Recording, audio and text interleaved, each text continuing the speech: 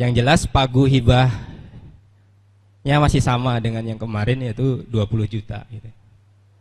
Semuanya sekarang akan masuk hibah bikin baru gitu.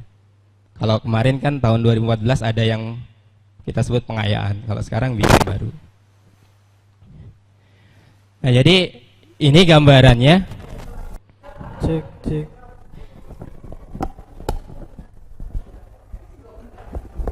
Dan Luis.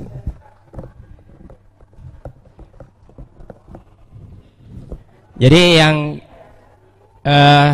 saya ingin sampaikan bahwa yang kita lakukan hibah tahun 2015 adalah e-learning ya. Kalau 2014 memang fokus bikin konten. Nah, untuk e-learning ini activity dan konten menjadi dua hal yang diharapkan gitu.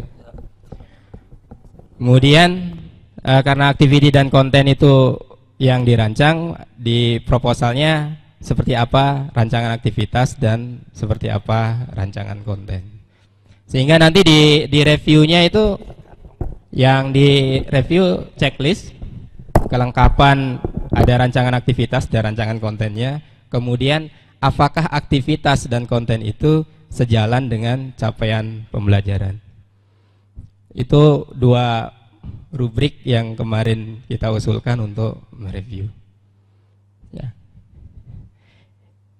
Mungkin itu tambahan untuk mensinkronkan tadi apa yang disampaikan Pak Beni dengan yang bagi yang berminat mengikuti hibah nanti bentuknya seperti itu.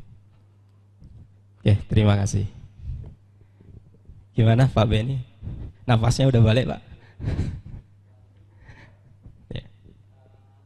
Materi berikutnya Pak, yang desain pengembangan ada.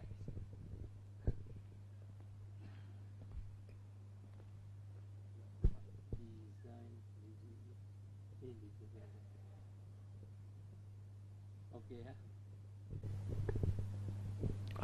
Bapak, Ibu, Assalamualaikum warahmatullahi wabarakatuh. Kita lanjut lagi dengan pengembangan konten e-learning ya.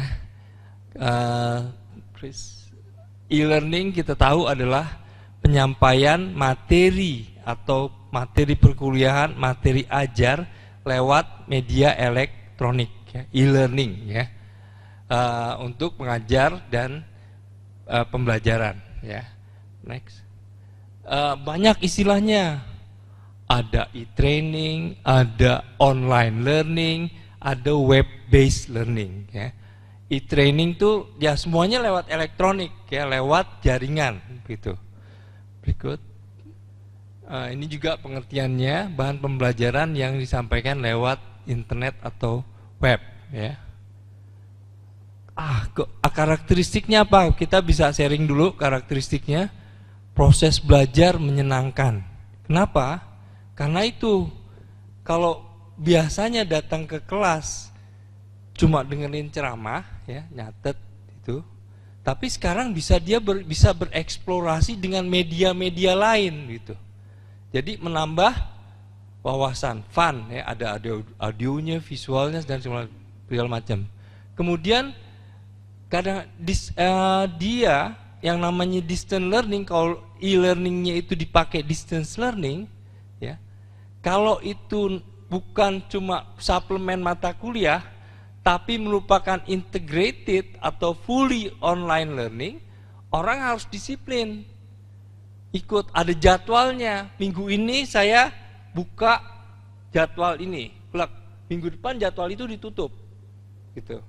Minggu kedua buka jadwal ini. Itu yang distance learning ya, di tempat kita seperti itu. Sampai tugas harus disubmit kapan itu harus ada schedule-nya ya. Oleh karena itu harus ada komitmen dari orang yang belajar ya. Orang yang belajar. Kemudian jadwal juga harus itu, kemudian ada interaktif ya. Kalau online learning di kami, universitas kami itu didesain dari awalnya bukan tatap muka Pak. Semuanya pakai media ya. Ada media cetak, modul, audio, radio. Karena mahasiswa kita juga beragam. Kita kan open learning ya. Yang asal punya ijazah SLTA boleh masuk ke kita Nggak kayak di sini diseleksi dulu, artinya kan pinter-pinter ya. Motivasinya juga pun beragam. Tunanetra masuk ke UT, iya kita harus layani Pak. Lewat apa? Lewat audio. Kita kembangkan audionya. Ya. Kemudian itu kalau full online learning. Tapi ada yang namanya blended learning. Masih campuran. Kalau yang namanya blended learning itu online dipakai untuk mendukung face to face pertemuan tatap muka gitu ya. Ya mungkin yang seperti ini seperti itu dulu ya, blended learning dulu begitu ya. Kemudian next please. Nah, paling tidak kalau untuk mengikuti online learning mungkin di sini udah komputer literasinya bagus ya. Di tempat kami enggak, asal punya ijazah SLTA bisa masuk. Yang di pelosok pun harus dilayani Pak. Gitu kan, yang di Pulau Nunukan ke perbatasan Malaysia. Kalau kita enggak openi apa itu Pak? Oh, kita enggak pelihara diambil Malaysia. Nah, distance learning di situ masuk. Baru dia ikut. Karena untuk ke perguruan tinggi dia harus pakai boat. Nah itu kita nggak terpihak, kita cuma tahu di Bandung enak, kos aja. Di daerah itu warga negara kita juga yang pengen belajar. Nah itu beruntung saya karena distance learning, saya udah menjelajah daerah 3T, terluar, terapa, yang berbatasan semua. Nah itu pakai distance learning, tapi kan nggak semua komputer literasinya bagus, ya kan? Internetnya. Nah sekarang untuk bikin online learning prasyaratnya adalah ini, navigasi, browsing, itu harus tahu, ngirim email, ya, buka apa, itu harus ngerti. Kemudian itu prasyarat online learning. Ya. Keuntungannya belajar online banyak, hemat waktu, ya, nggak perlu datang ke Bojong Soang, ya, cukup dari Cimahi dia bisa mengakses. Hemat apa? Hemat biaya juga kan? Hemat biaya. Kemudian dia bisa memperoleh kredit sama seperti tatap muka, ya. Belajar lebih fleksibel. Di warung Bojong Dekil saya bisa belajar, gitu, akses, gitu kan.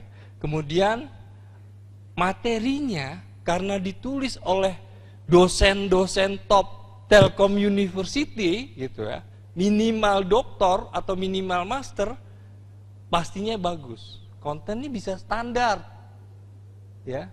Kalau fakultas ini mata kuliahnya ada berapa orang duduk bareng, ngerancang kontennya bareng, itu bisa standar, ya. Enggak, bapak ini ngajar di sana materinya lain, padahal topiknya sama. Baik, kalau duduk bareng, kontennya dirancang dengan benar, materinya jadi standar, akuntabel, dapat dipertanggungjawabkan, gitu, ya. Kemudian proses transfer pengetahuan bisa terjadi. Yang sudah melakukan ini di Jakarta adalah Universitas Bina Nusantara swasta, ya. Tapi kontennya mau dibeli Malaysia itunya.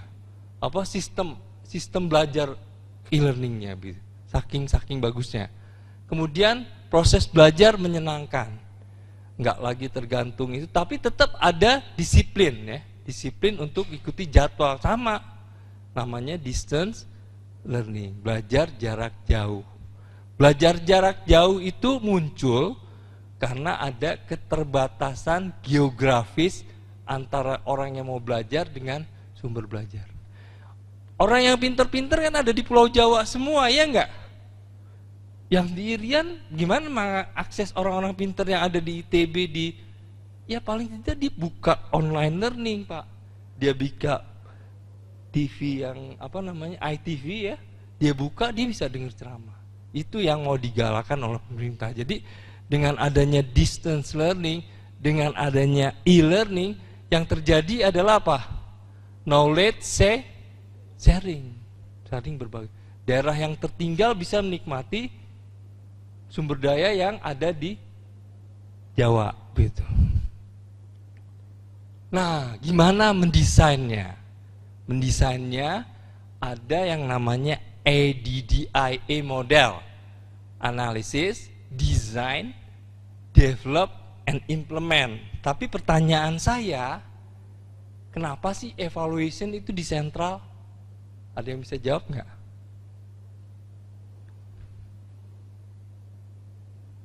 Kenapa Bu? Keren Bu? Iya, sebagai indikator ya. Tapi intinya kenapa di tengah? Karena pada waktu melakukan analisis kita bisa mengevaluasi analisis kita benar nggak.